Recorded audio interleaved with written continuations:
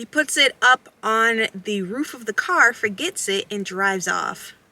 It needs 2,000 grams to calibrate. This was the moment I realized that I messed up. I have never had an emulsion break this fast. I literally cannot believe how bad this turned out.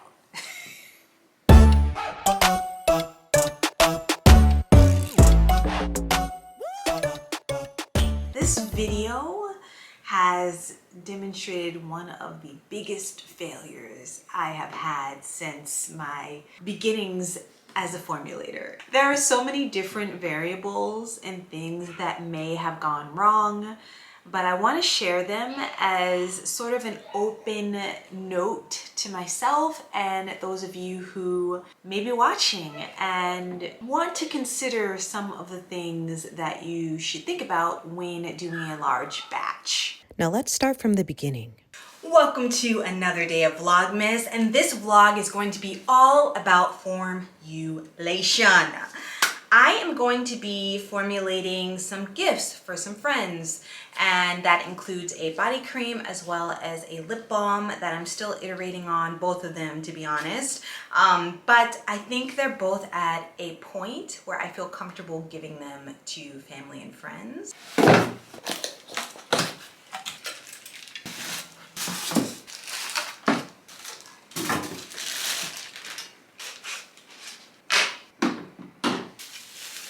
I got a new scale, as you can see. I know my head is kind of cut off, but you can hear me. I just got to put it together.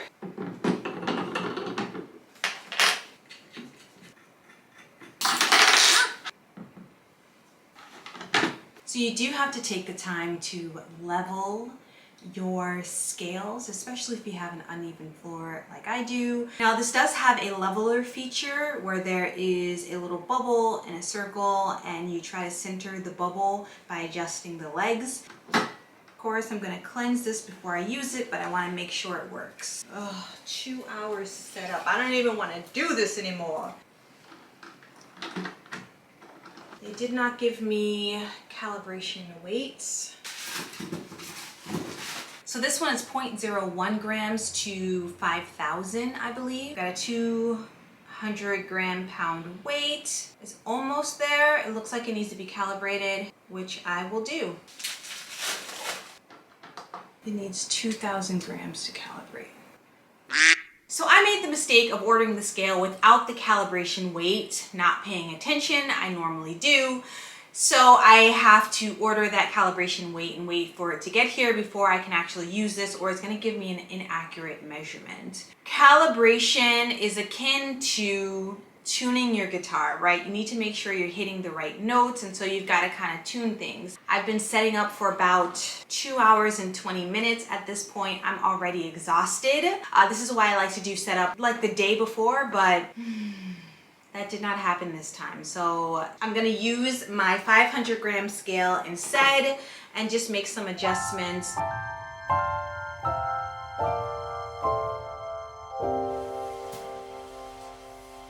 When everything is white, glimmering silver white, and stillness fills the night, it's Christmas. A winter wonderland, a snowball in each hand. Take me away, Christmas Day. It's a new day, and woo!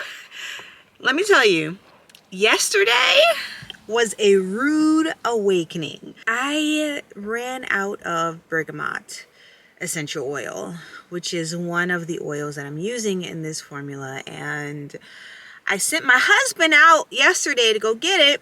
He got it. It was raining, as it still is today. He puts it up on the roof of the car, forgets it, and drives off. So yesterday, I just could not finish the batch, and I just got to the point where I did all of my measurements and I just left it. I think I was in there for like 5-6 hours, just setting up, calibrating things, disinfecting, doing all the things. Mind you, I had already did some prep the night before. It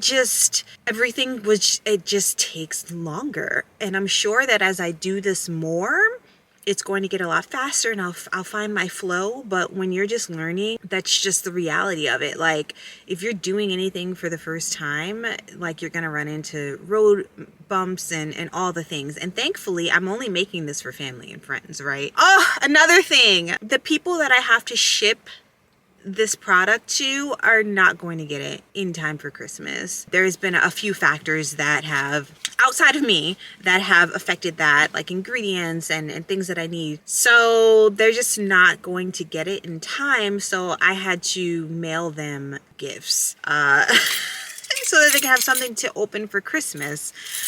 There's a lot, but anyway, I'm gonna go to Whole Foods and get the bergamot, and then today I'm actually going to do the batch. Here we go. Where's the bergamot? Okay, bergamot. There we go. Whole Foods to the rescue. We have some bergamot oil. Thankfully, this is for family and friends. Typically, I get my essential oils from reputable companies like New Directions, Aromatics, Nasons, things that can give me a safety data sheet so that I know that, one, it's coming from a cosmetic grade source, but also it gives me a little bit more information about any sensitizers that are in essential oils, because they can be quite dangerous. As an example of the power of essential oils, I left some essential oil in a whey boat overnight once, and it ate through the whey boat. Just because something is natural does not mean that it is harmless, so take care. I got it.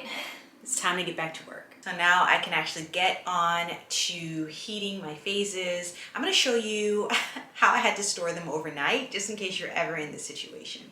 This is what saved me. Good old aluminum foil. This is what I had to do. I had to cover my beakers in aluminum foil so that they didn't get contaminated overnight. I just got this big boy in for formulating, which is just a double hot plate burner. Previously, the beakers were able to fit in the same pot to be in the same water bath and heat evenly. But now that I'm making bigger batches, I need to be able to heat my oil phase and my water phase at the same time in their own containers. And I also still have the third burner in case I need it.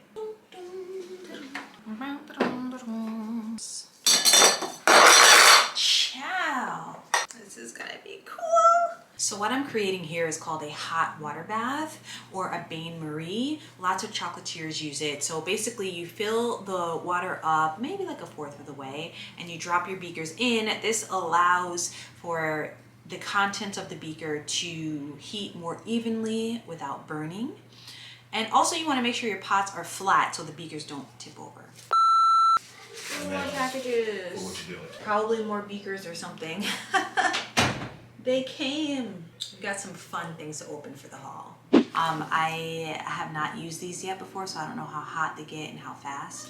So 5 seems like a good level. This is a watch glass. One of the things I like to do with my water phase is do a measurement or weigh it, just to make sure that I'm not losing any water in the process. And the watch glass also helps with that by covering it so that the water evaporates and then kind of falls right back in.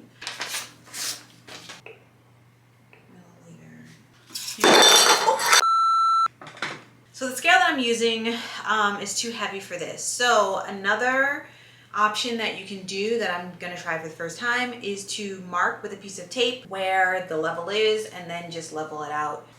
I'm just gonna take a piece of tape. Do not do this. I repeat, do not do this. I don't even know why I tried this. This can mess up your emotions. It's not an accurate way to measure anything.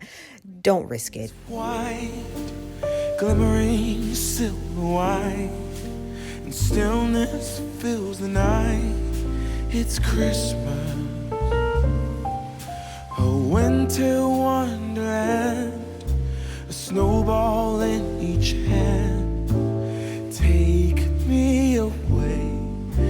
Christmas Day. There's joy in the air. Family. I've actually decided to turn the water off because I want to get more traction on the melting of this oil and combining it. And the water phase is just going to heat up so much faster, and I don't want to lose that much water. So I'm going to stop that for now and keep working on melting everything down. It's been 45 minutes and my emulsifier has not melted. It just will not reach the temperature that it needs to reach, which is 70 degrees Celsius in order for it to melt. The emulsifier is the ingredient that binds the water and the oil together, and I need it to melt. So I'm going to try something new. I took off my lab coat. I'm hot. I'm just gonna keep the long sleeves and put my gloves on and then see if I can do a new strategy. Okay, while I wait for this to heat up, I switched the burners because this burner is bigger and it's gonna be better for the oil. Update. I am going to end up transferring these two into this metal thing to combine them and make sure that the emulsifier is at the right temperature before I start trying to combine water, etc., etc. So I think to get this started, I'm gonna use the other pot, start heating this water up again, and putting this in it. Ooh, this is like a perfect fit, so that it's not like a cold shock going into this basin together. And honestly, moving forward, I might have to start utilizing these more. I'm so happy I have them right now. Like, I didn't use them for a really long time and I almost thought maybe it was a waste of money, but now I'm so happy to have them. I got them from Amazon and I'll be sure to link them if you're interested. I'm so scared to do this, but here we go. Gloves, protect my hands. I'm gonna do the big kahuna first.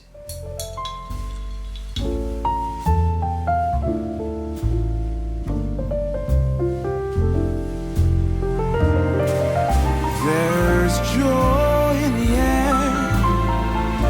Family's near. We give thanks for this. That worked so perfectly. Okay, now I know, just use this for the oil phase to begin with and let it do its thing. Now this, I am heating back up to the temperature it needs to be, and then I'm thinking of transferring the water into here and then combining everything into here since it's a bigger basin. With glimmering silver wine, you dazzle us all, from big to small. Warm laughter and white smiles, my presents stacked in piles. Take me away, Christmas Day. I'm gonna check the temperature and do the scary part of combining the oil into the water phase at this large batch size. Pray for me.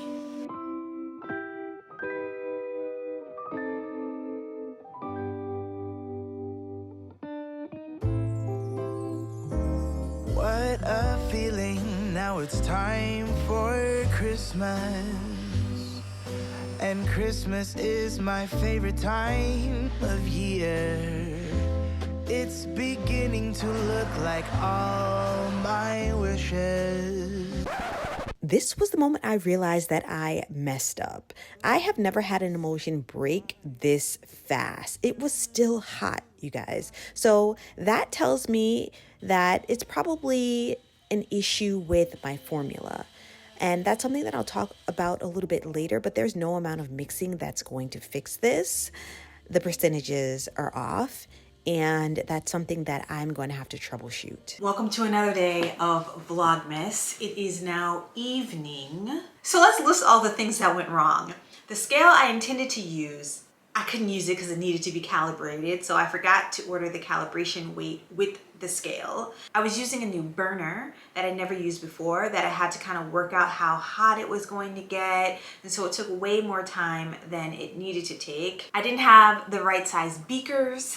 I didn't have the right mixer for the batch size. I was switching suppliers, ingredients halfway through. Like, it was just an amalgamation of everything going wrong. And I ran out of my essential oil. And let me just tell you, all essential oils are not created the same. Now let's help you avoid these mistakes. First things first, if you're gonna ramp up from small batches to larger batches, make sure you have the equipment to do so. Me, I started with 50, 100 to 200 gram batches, and I leaped all the way over to 2,080 grams. Excuse my son, he is having the time of his life in the kitchen right now. I did not have the equipment needed to handle a sizable batch like that. So I did not have the beakers, like the beaker size. I have one set of beakers. The largest beaker I have is 1,000 milligrams, and I needed at least 2 of those to successfully do this, maybe even 3.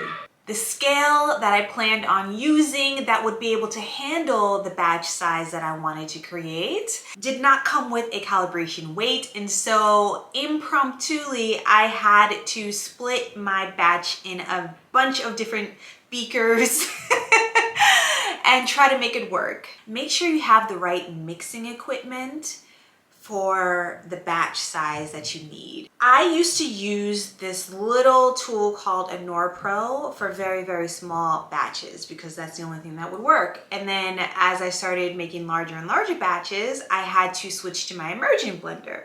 Now I have the immersion blender, and my batch was too big. It was clogging it up, and I couldn't actually get it to emulsify the ingredients together. And then on top of that, because the immersion blender wasn't working, I followed it up with using a hand mixer. And you guys, that put way too much air into my lotion, and so now it is a fluffy separating mess. It's going to separate. I'm 100% sure of it. Problem number 2. I didn't realize that I was low in stock of my essential oil bergamot. That is another lesson. Make sure that your inventory is in check before you do something like this. Make sure you check each and every ingredient, no matter how small the ingredient may be, to make sure that you're going to have enough to support the batch that you want to make, because you don't want to end up in a situation like I did where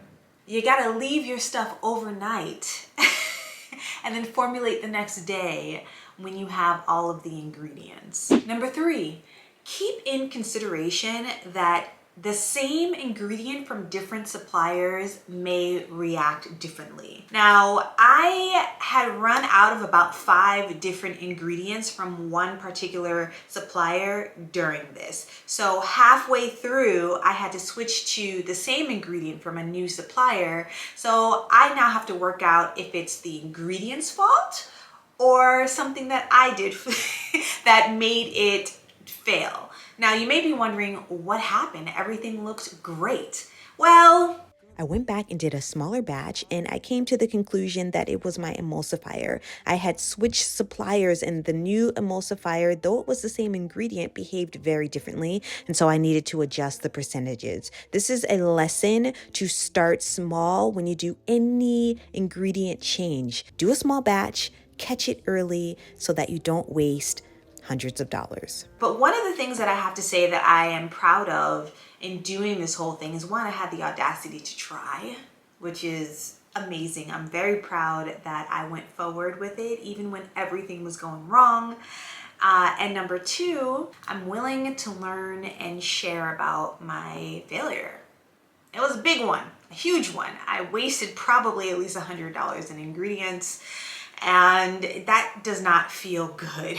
But I am now more determined than ever to try again. Scale back with the new supplier's ingredients, and if I can't make super large batches for everyone all at once, maybe I can cut it down into thirds. I thought this vlog was going to be very different. I thought that it would be a huge success and I'm done, and I'd be able to share a haul and all the things, and that did not happen. But I learned a lot. I have a lot to record. I take very extensive notes after every time I do a batch, so that I can learn and compare notes and figure out exactly what went wrong. So if you have any tips, I'm open to them.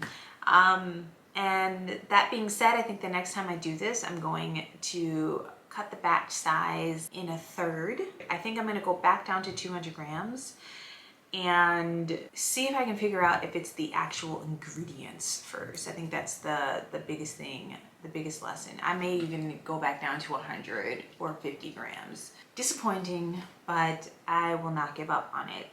I've been working on this formula since August. It's been a journey, but I'm gonna keep going. That being said,